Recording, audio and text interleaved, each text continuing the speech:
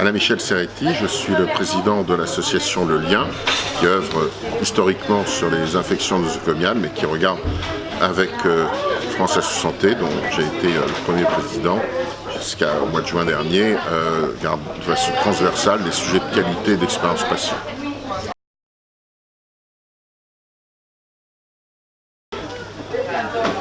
Ce qu'on va demain mesurer plus que la qualité des soins, c'est la qualité du service médical rendu. C'est formidable de faire des soins de qualité.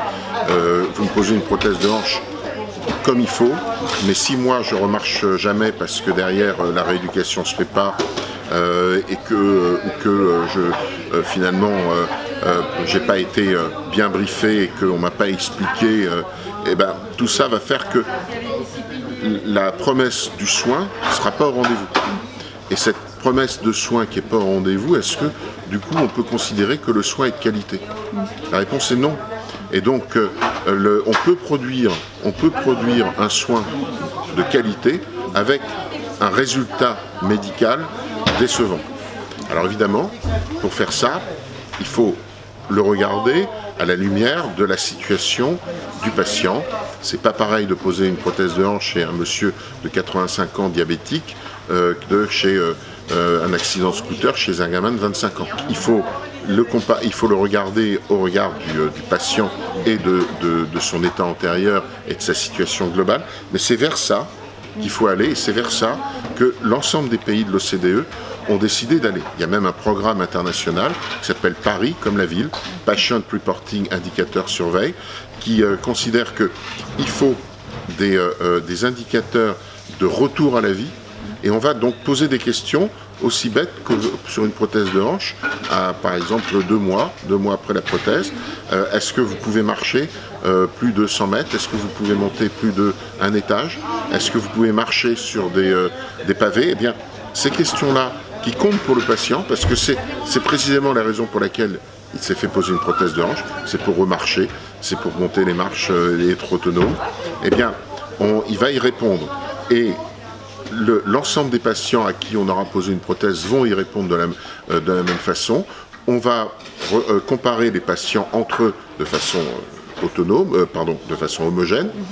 Et là, on va pouvoir espérer avoir une vraie mesure du service médical rendu et de dire, le soin a été fait dans les meilleures conditions et en plus, il a abouti à un service médical rendu tel qu'on pouvait l'espérer. Donc là, la boucle est bouclée, le soin est de qualité. Si en plus l'expérience patient est bonne dans l'établissement, bien on a tout.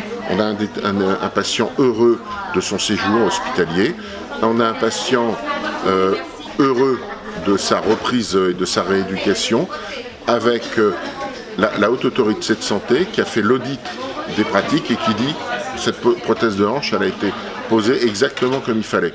Et bien c'est ça qu'on veut. Mais aujourd'hui, on ne mesure pas. On dépense 200 milliards d'euros de dépenses de santé sans mesurer une seule fois le service médical rendu sur au moins une pathologie. Jamais. On paye, la Sécu paye de la même façon que la prothèse est permis de remarcher ou pas, qu'elle se soit infectée ou pas, qu'elle a été posée à l'envers ou pas, qu'elle a été posée sur la jambe gauche à la place de la droite, c'est pas grave, le patient revient, on va tout redémonter et la Sécu va repayer. Enfin voilà, on ne valorise pas la qualité. La qualité doit être valorisée à travers l'expérience patient et le retour à la vie. Et quand vous allez avoir, je sais pas, 500, 600, 800 patients sur un seul service qui répondent à peu près tous la même chose, que ça soit bien, moyen ou pas bon du tout, eh bien là on va pouvoir dire définitivement dans cet établissement les soins qui sont prodigués, même s'ils répondent aux normes correctes, à l'arrivée, tel que c'est vécu par les patients, ils ne reprennent pas une vie normale. Donc on va essayer de comprendre pourquoi, et puis on va essayer de corriger. Et aujourd'hui, on corrige le process sans jamais s'intéresser au service médical rendu. Nous sommes extrêmement mobilisés sur le programme en cours sur la résistance antibiotique et de la lutte contre la résistance avec le travail en cours en France en particulier. Sans dévoiler de grands secrets, il y a pour la première fois depuis toujours, je constate une vraie prise de conscience au niveau du ministère et une vraie cohérence dans la feuille de route qui m'a été présentée.